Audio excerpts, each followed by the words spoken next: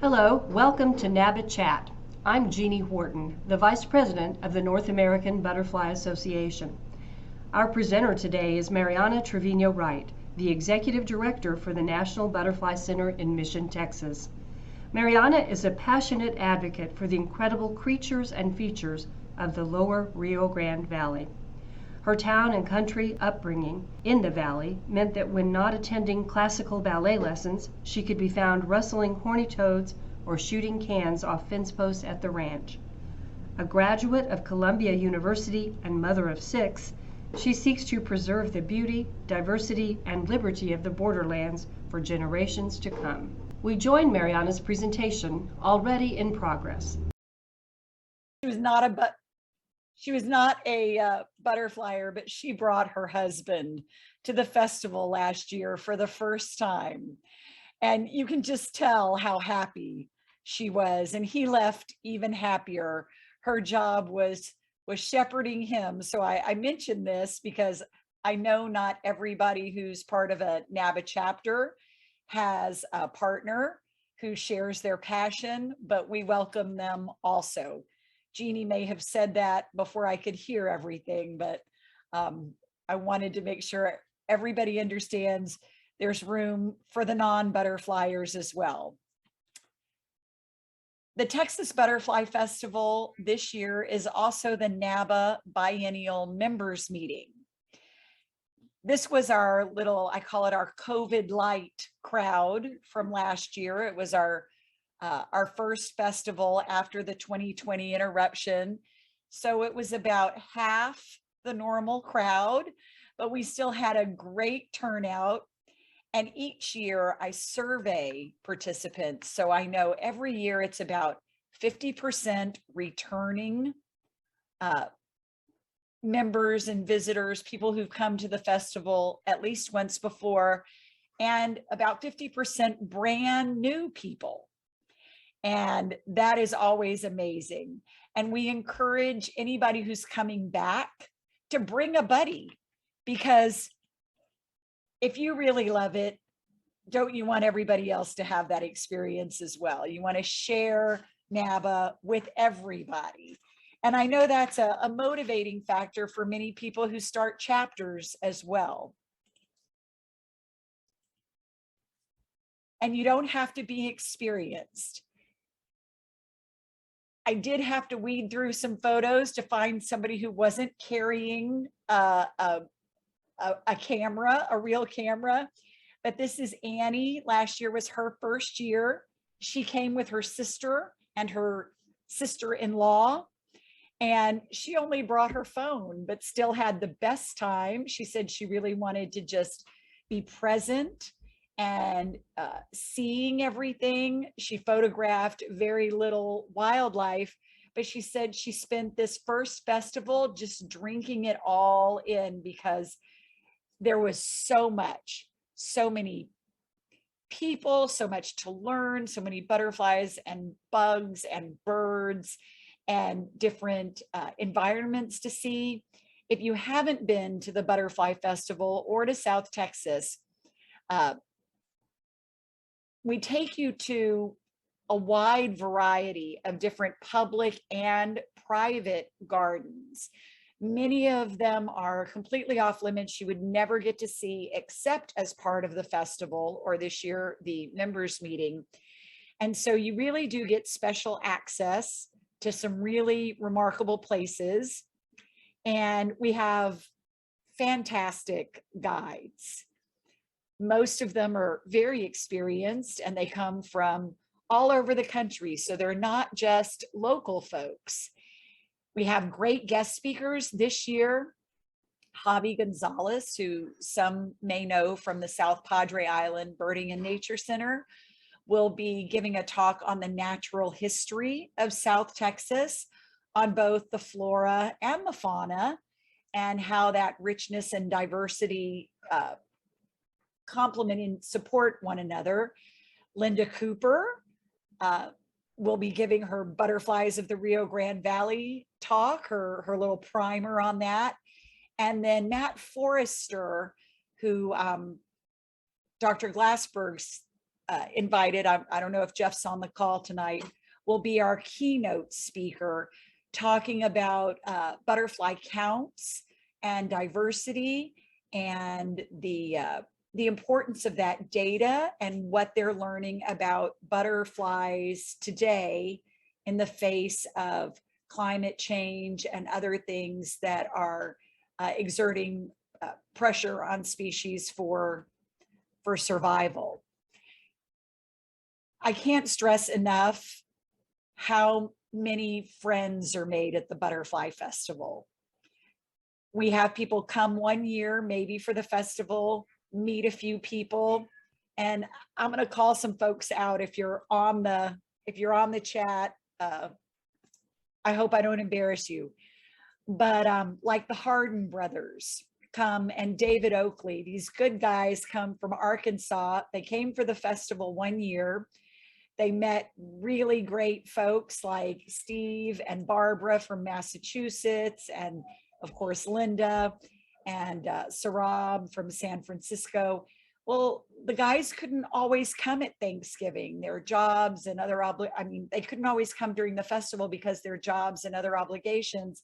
But after they'd made all these friends, they came later. They came for Thanksgiving or the 1st of December, when they knew their butterfly people would still be there. They'd still get to reconnect and enjoy that camaraderie and understand what was being seen, where to go, and have that companionship in the field.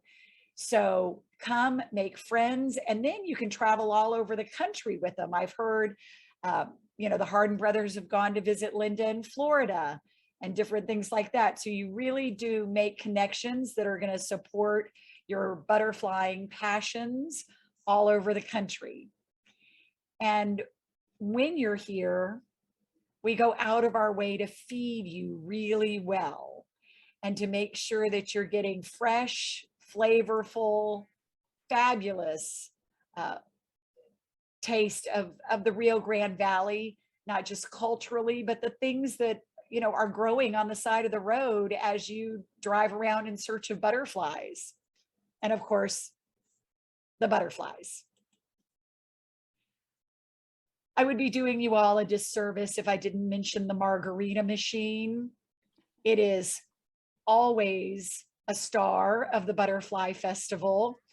And the best thing about it is nobody ever dips on the margarita. You don't miss it. It never disappoints.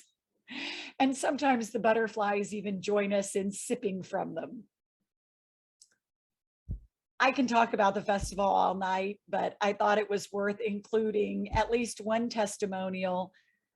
James Shover, Jim, came one year for the festival and came back along with Mary Lynn Delfino, who actually became a driver one year, and she now helps co-lead some trips, and she was even our co-ambassador on the National Butterfly Center trip to Costa Rica this year.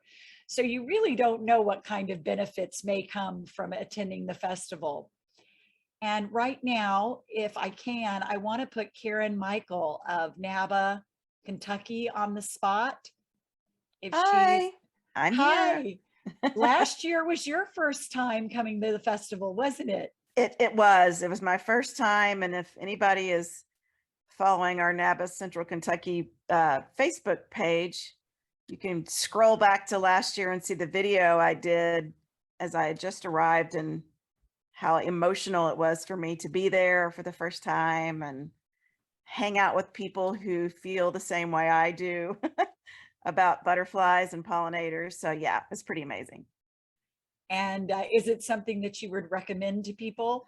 Highly recommend it. This butterfly behind me, behind my head, if you can see me, is one of the blue metal marks that we saw. So just seeing that, I think I may have cried when I saw that butterfly. So yes, I mean, you will be completely blown away by the things that you see that look like maybe where you are, but also the things, the species that you find that you don't have where you are.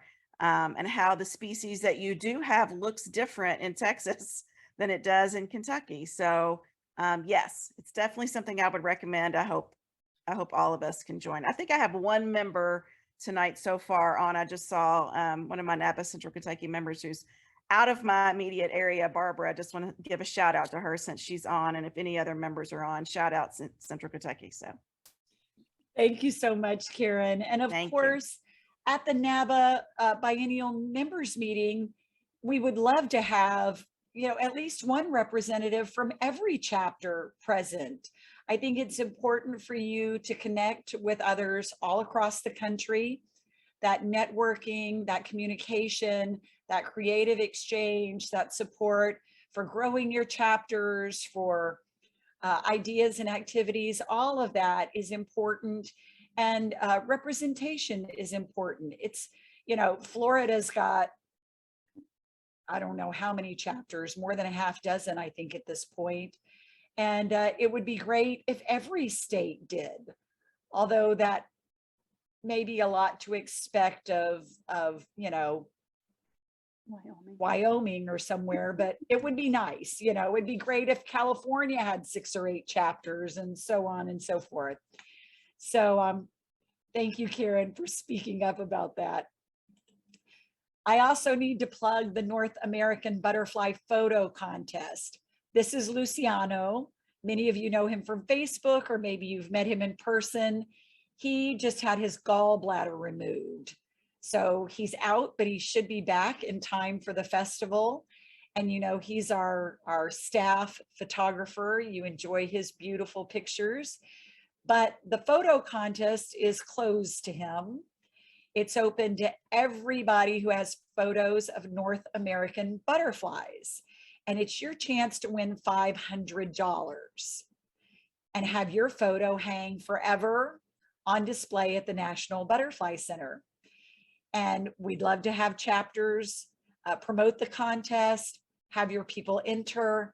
And I know one of the Massachusetts chapters is really trying to mobilize and motivate their folks to enter. I think they would like to be home to this year's Grande pre-winter. And we say Grande because it's Mexico. Well, you know, where we are, Texas, Mexico, Rio Grande River. So it's our Grande prize winner. The contest closes on September 30th. It's a $15 fee to enter, up to 5 photos. The contest rules are on the Texas Butterfly Festival website. You can read all about it. And all of that money that we receive goes back out in prizes. So each year, there's a $500 first place, a $250 second place, and then $100 honorable mentions. And we don't hold on to that money. Again, I can't stress what a great way this is to spend 3 to 4 days. And many people who come for the festival make it a point to come for a whole week or a whole month. Or we've got quite a few people who even own homes in the Mission area now, and they come for 3 to 6 months a year after they have retired. They run away from the snow and enjoy the best butterflying for those 6 months of the year here in South Texas. You will be tired. You will be hot and sweaty and stinky, and maybe even worse because we have chiggers and thorny plants and other stinging pests, but happy. Everybody is happy. Oops, sorry about that. I love this happy photo of folks and all of the cars because we're still post-COVID, sort of, and it is the NABA members meeting. You will have to rent your own car this year, or again, a benefit for coming with a friend or a fellow chapter member. You can rent one car and share. You can all, you know, carpool. You can also connect with people at the host hotel, hopefully, and make those arrangements if you have mobility issues or some other issue that prevents you from getting your own vehicle. We may be able to help with that also, because we know who's registered and where they're staying, and can find out how many of them are coming and whether they have room in their car for you. Now on to Pixie Preserve. This is a very strange picture, I know, but I want y'all to understand this was the Nature Conservancy's Chihuahua Woods. And when we took the property from the Nature Conservancy, Jeff wanted to name it the Cactus Patch. And I said, no one will ever want to visit the Cactus Patch. And I think this photo speaks to why. We were there with a bunch of students, graduate students, PhDs and PhD candidates from the University of Texas, Rio Grande Valley, doing soil samples and searching for an endangered plant species. And I found 2 Texas tortoises engaged in reproduction. And I went to photograph the Texas tortoises and fell. I had to crouch down to get under some mesquite, and I was on the bank of an irrigation ditch, and the irrigation ditch was full. So when I started to fall forward, I figured best to go back.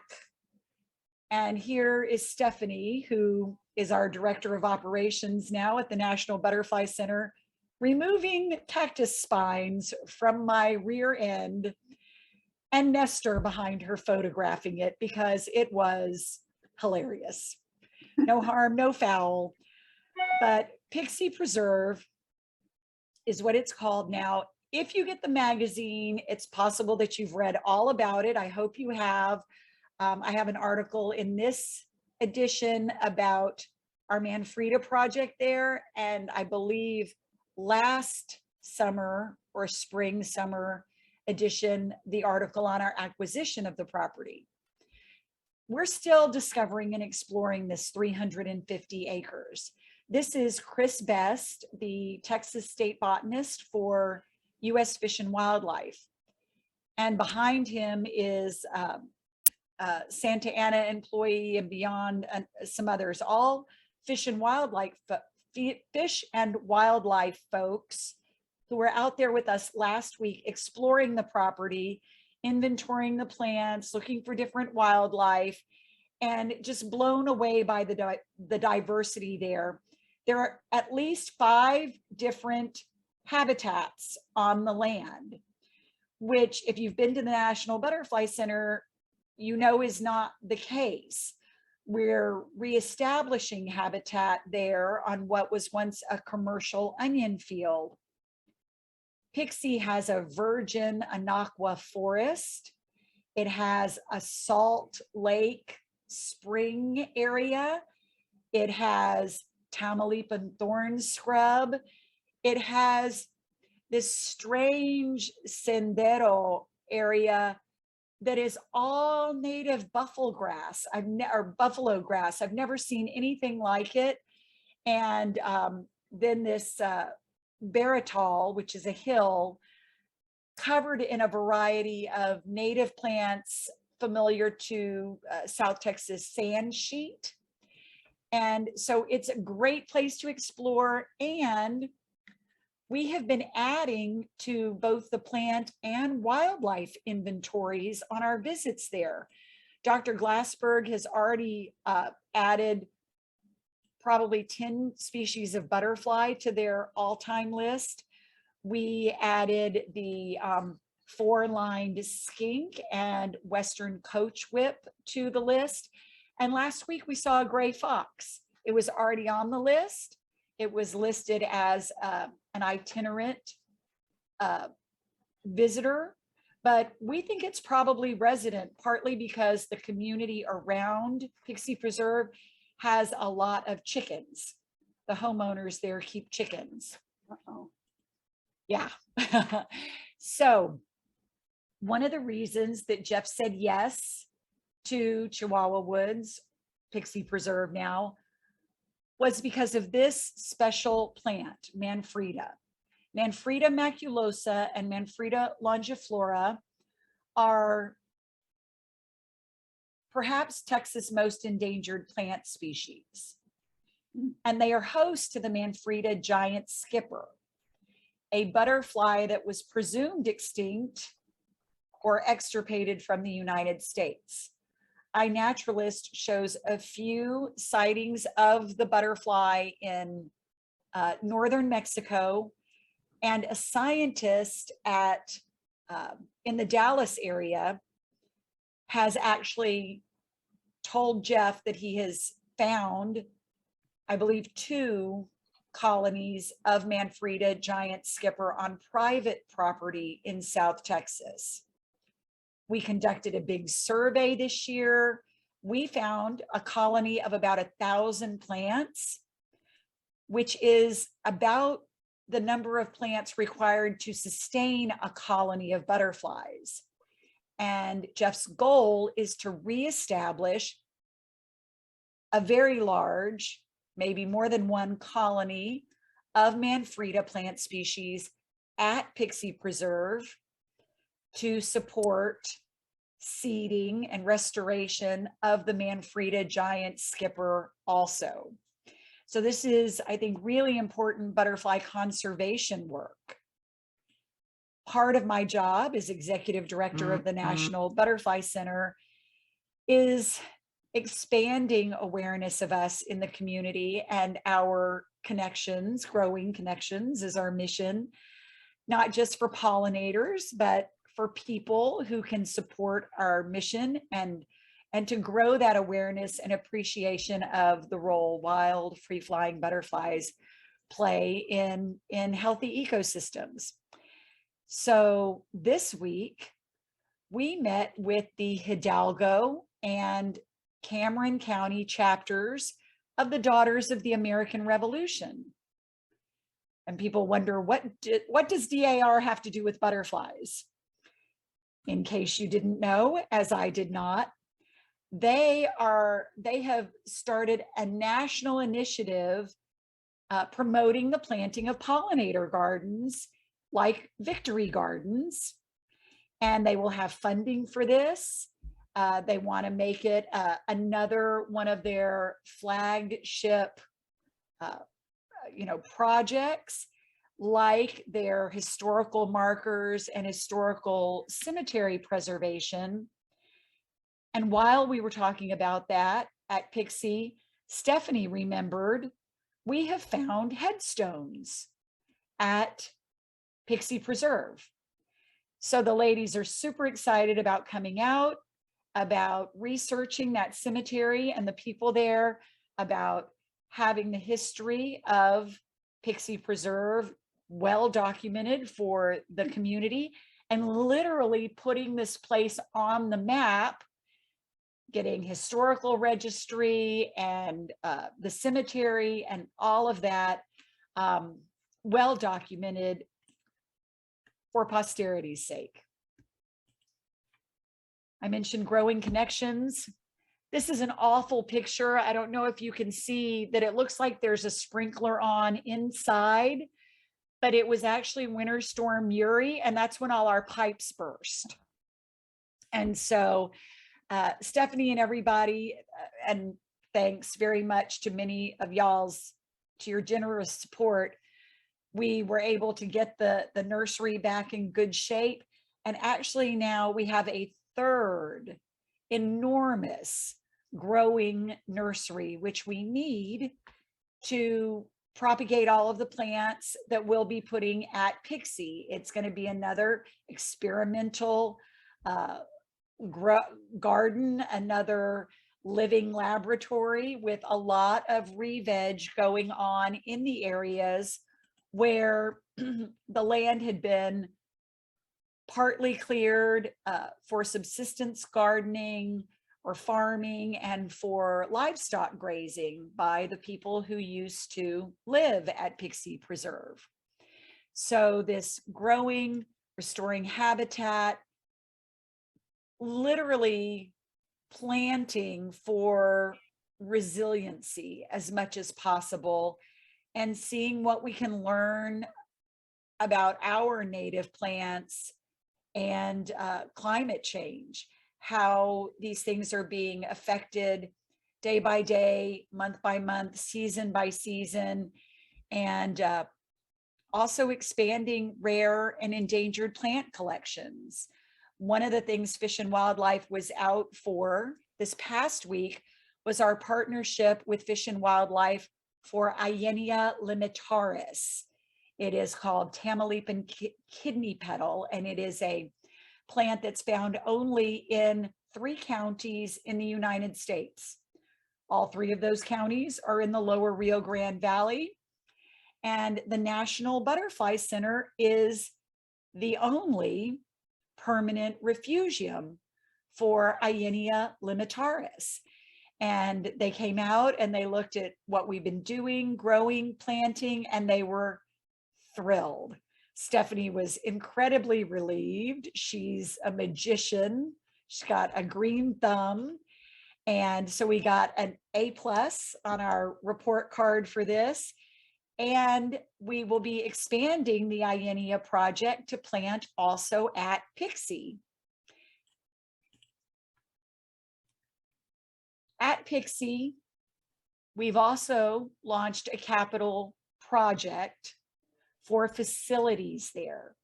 It's 350 acres with no bathrooms. So until we can have facilities there, we can't really open it to the public or serve school field trips, whether those are young children or college students and volunteers and others, in the way that we do at the National Butterfly Center. And our goal is basically to double the amount of young people and community members that we can engage and educate by having Pixie open to the public. To advance this goal, of course, we're writing grants, we're soliciting donations from all of you, from all of the NABA membership, and we submitted a grant, a local parks grant, with the city of Palmview. Now, Pixie Preserve is not in a city, it's in an unincorporated area of the county, a historical town called Abram Perezville. And the city of Palmview, if they are awarded this grant in partnership with us, is willing to annex Pixie Preserve. And the facility is not going to be large. It's only going to be about 2,700 square feet with obviously bathrooms, meeting space, exhibit space, so that we can receive and educate visitors. And we'll hear back on that in February or March, I believe. And Lori Malloy is here on the meeting. Lori, if you got the e-newsletter, is our new assistant director at the National Butterfly Center. And Pixie will be one of her focus areas, her silo of responsibility. Since I have not yet managed to clone myself, Lori will be at Pixie wrangling contractors and overseeing the progress of construction and everything else, assuming we're going to get this grant and be breaking ground very soon. So I hope everybody gets a chance to say hi to Lori.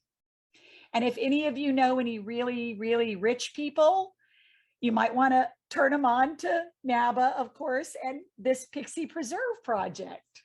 I'm shameless. I'm sorry, I have to be. Here is Stephanie educating a group of college students at Pixie. We wrote a grant 2 years ago, and it was funded, and we had the first ever full semester hands-on nature center operations and administration internship program. We had 10 young women, not a single man, enrolled in this internship program, which was really surprising to us. But we had 10 bright, interested, enthusiastic women who learned nature center operations and administration from the inside out. And we hope to do that kind of thing again and again. So Jeannie had also asked me to give y'all an update on our lawsuits and border wall construction and all that. I really hate to do that, but I had to share this. In case you missed it, in 2019, when President Trump's buddy, Steve Bannon, and We Build the Wall came to the Rio Grande Valley, they targeted the National Butterfly Center. And they declared publicly that the Butterfly Association was a sham, and the Butterfly Center was a cartel front, and that I am running the human trafficking operation there, selling women and children into sex slavery. That started in 2019 and it continues to this day. And it's really changed the way things operate at the Butterfly Center. And many of you heard about this in real time. Back in January, a QAnon candidate for Congress from Virginia came to the Butterfly Center and assaulted me.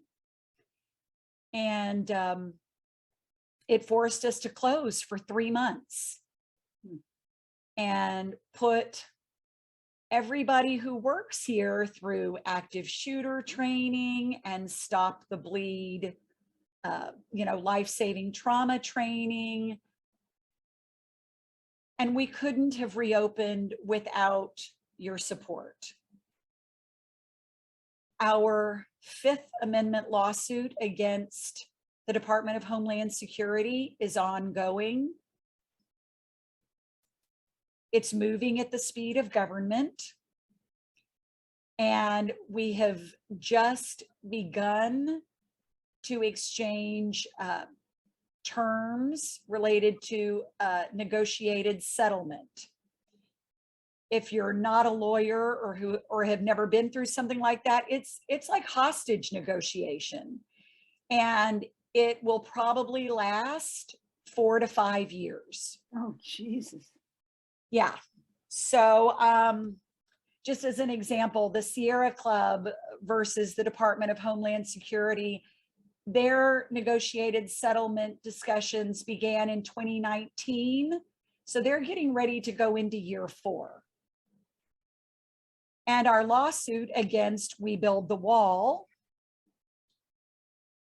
is going forward in state court. It is something that they managed to delay in federal court for over 2 years. And we understood that every delay would be good for us because week after week, more was being discovered and uncovered about their fraud.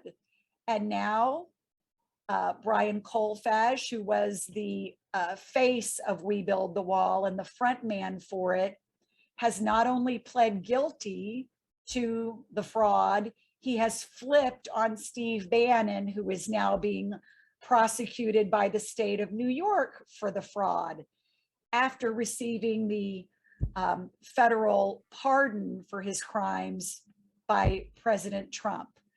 So I never, ever took this job or got involved with the Butterfly Center, the Butterfly Association, and all the beautiful butterfly people for this, for any of this, to have my life turned inside out, to deal with the ugliness of all of this politics. But it literally landed in my lap the day I crossed over the levee on July 20th, 2017. This fight came to me, it came to all of you, and you have been amazing. And we really appreciate you keeping us open. We are your project, we are your home, and that's why the meeting returns every 6 years. We want to continue to keep you connected to it, to keep you well informed, to share it with you, and to introduce it to new people. So one more plug for the butterfly contest. It is so wonderful to get your photos, your field observations, your fortuitous moments that you catch with your cameras. And not all of them are fantastic, you know that, but so many of them are just magic. And so please do enter. We promise not to abuse them. And we truly do appreciate them. They are used to advance other people's awe, appreciation, and understanding. Again, your project, your place, and this photo was taken by Lori last night at the Butterfly Center. If you've been there, you recognize this view as you step out the back door of the Chrysalis Visitors Pavilion, and this beautiful, beautiful rainbow really captures my hope for my next decade at the National Butterfly Center. So that's my presentation. Well, thank you very much.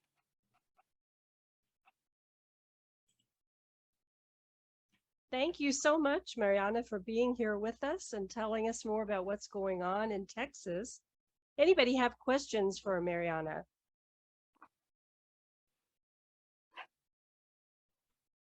We're informal here, just ask away. Unmute yourself and ask. Remind us of the dates for the meeting and the festival. Saturday, October 29th. You can use that as a travel day. We always advise people to try to come a day ahead because it can be arduous and you can experience delays trying to get to the tip of Texas. But Saturday is Community Day, and Saturday evening, we have our welcome reception, the reading of the rules, Linda's Rio Grande Valley Butterflies primer, and then we roll out early Sunday for our first set of field trips, and Monday and Tuesday. So, and it's not Election Tuesday. So we wrap up on November 2nd. Election Tuesday is November 8th. Okay. So, excuse me, we wrap up on the 9th this year. Monday's the 31st. We wrap up on the 1st. Election Day is the 8th. So you won't be missing that. We want everybody to vote. All right. I see some questions in the chat. Do we have a climate change plan? That is an excellent question. And at this moment, we do not. It is something I began discussing with Jeff just a couple of months ago. I don't know if folks on the chat know much about drought. I'm learning a lot. There are 3 different types of drought, and the Rio Grande Valley is in a hydrologic drought, which means we may not have tap water in 6 months. It sounds dramatic. It is dramatic. It's terrifying. We really need another Hurricane Alex or a Hurricane Beulah, which of course comes with its own catastrophic costs, but it is necessary to recharge the reservoirs, refill the river, and provide for the volume of water that about 6 million people take from the Rio Grande River. And you know, the primary consumer of water where we are is agriculture. Yep. We are another one of the nation's food baskets. And we see even right next door to us where it's always been sugarcane, which is a very water intensive crop to grow, that farmer is converting his land to cotton. He's convert, and all cotton farming in the Rio Grande Valley is dry land. And so, sorry, I'm seeing the chats come in. I think a climate change committee would be a great thing. I welcome the scientists among you, the people who are more knowledgeable than I am, to help us develop a plan.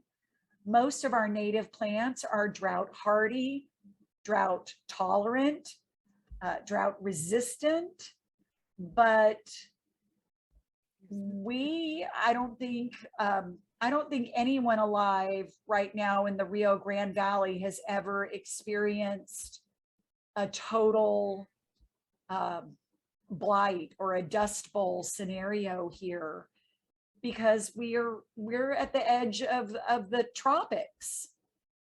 And so it may be a truly, a brave new world. And I think it's happening faster than many folks were willing to believe it would. And most folks are still not, I guess, accepting of that or preparing for that. So yeah.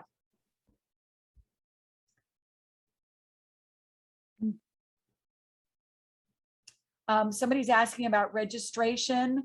So every year we have a lot of people register right when we open registration, and then we go through another little drought where I think people wait to see if we're going to get rain or if we're going to be flooded out with a major hurricane or something, so that they can decide whether they want to come or not. What we've seen in really, really dry years is we might hit 98, 99 species of butterflies recorded during the 3 days of butterflying. When in a really good year, we'll hit 124, 126 species of butterflies. So even 99 is pretty darn good.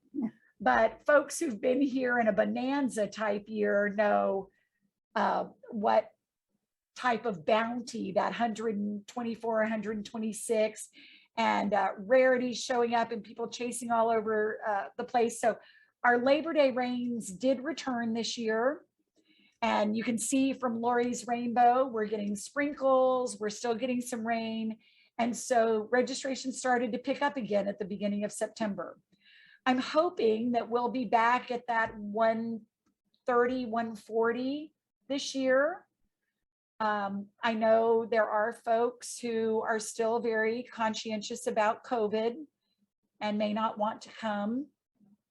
But also, we've heard from some folks that they are boycotting Texas, which I completely understand. But of course, I don't want you to boycott the Butterfly Center or this experience, but I totally understand the folks who say, I'm not gonna give my tourism dollars or my tourism taxes or any of that to the state of Texas. Not until we can get rid of Abbott.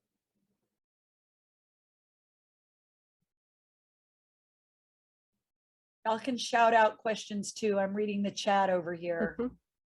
Yeah, there's good questions in the chat. I'm glad you can take those and see them. He also had some appreciation in the chat, so we'd all applaud, if we could in person.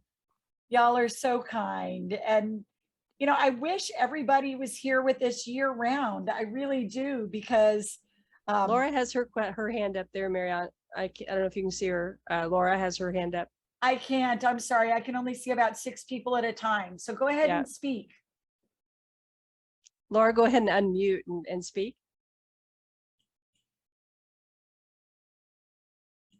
Oh. Sorry, I was just clapping. I don't have a question. Oh, that was your little applause. Okay. Yeah, because you're doing such a great job. Oh, thank you, Laura. Very and interesting. I see somebody here is a DAR member with her garden registered with them and with NABA. That's fantastic. And just so y'all know, we try to bring butterflies into everybody's lives. Today, we actually hosted a staff development retreat for almost 40 members of the Texas Civil Rights Project staff. And it was all about butterflies and butterflies as a metaphor for life and change and movement and, struggle, for finding your place and all of that. And we've done this for Home Depot. We've done this for Hospital Corporation of America. And it always surprises me when people reach out and ask if we can do it. And it's always so rewarding when we do. So you can share that with your folks. It's the kind of thing that we might even be able to do virtually if you had an audience for that. And it's very different from your typical staff development thing, if you've ever had to attend those.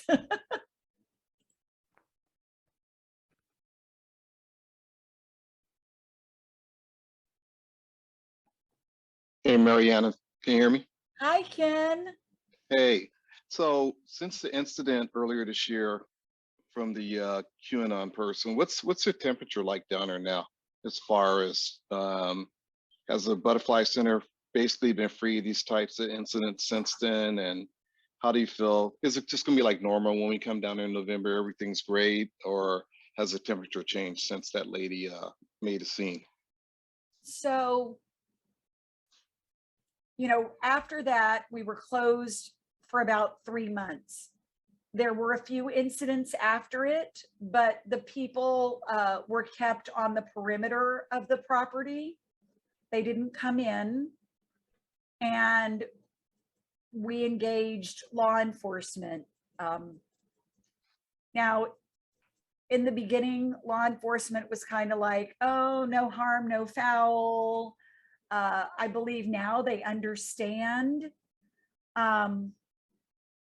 how serious this is, but the temperatures definitely come down. And partly that is, I am refusing all media interaction and interviews related to this kind of stuff. And the NABA board also decided that it would be very good for us to go quiet, and halt fundraising and all of that publicly for the lawsuits. And we've got a lot of security improvements. I never talk about them publicly, but those of you who visited the center before, when you come, you'll notice a lot of them. We've got cameras everywhere. We've got signage. We've got mag locks on the doors. You have to be buzzed in and out of the building. Just a whole bunch of different things designed to keep our staff and our visitors safe. And occasionally Mission PD brings, they have they call it an eye in the sky. It's a little mobile tower that other police departments might keep in the shopping mall parking lot to deter car theft or break-ins. Well, the city of Mission has one that they sometimes come and park on the street or near us, just to let folks know. I think it's more of a deterrent than anything to say, don't mess around out here because you're on candid camera. Does that cover everything, Ken? If we thought there was danger to anybody, we wouldn't do the festival or we wouldn't have the meeting. No, and I know that. No, I just wanted to really, not for me so much, just for people that haven't been there that might have that concern. And you know me, I don't have any concerns, but it does sound like you've made a lot of changes and improvements. And I know you guys have been, enlisting a lot of advice and stuff like that. And I'm glad for that. So thank you. Thank you. And yes, that's one of the other things. If you come, or you don't have to come. I mean, I know some people can't come. You can still engage me by email, by Facebook Messenger and different things. And so folks like Ken did message, did check in, has, asked for regular you know, just sort of reports on how are y'all doing? How can I help? What do you need? What's going on? And that way you stay informed and you can feel comfortable. I want to be respectful of everybody's time. Are there any more questions? Marianna, thank you so much for being a part of this. These NABA chats are such fun. And we'll do one next month on fall gardening with Marianne Borsch, the editor of Butterfly Gardener. And we're so pleased that you could join us this month and get us ready for the festival and for the meeting coming up in October. Well, I really, you know, I hope everybody will come. I know many can't, but you can still engage with us because we are your project. Without NABA, without the chapters, without, you know, all of our members and your members, none of this would be possible. And I want everybody to pat themselves on the back. You know, you guys are doing this. You're making it possible. You're not only doing this for the butterflies, but you know, you've got a staff of about 10 people who are all there because they're passionate about your project. And so, well, thank you so much for Keep it up. joining us. And remind you that this is recorded and will be available as a video. You can go onto your member portfolio on the NABA site and look at all the videos of the chapter chats. So thank you all for joining us, and I hope you have a great week. Thank you. thank you, Thanks, everybody. Marianna. Bye-bye. Thank you.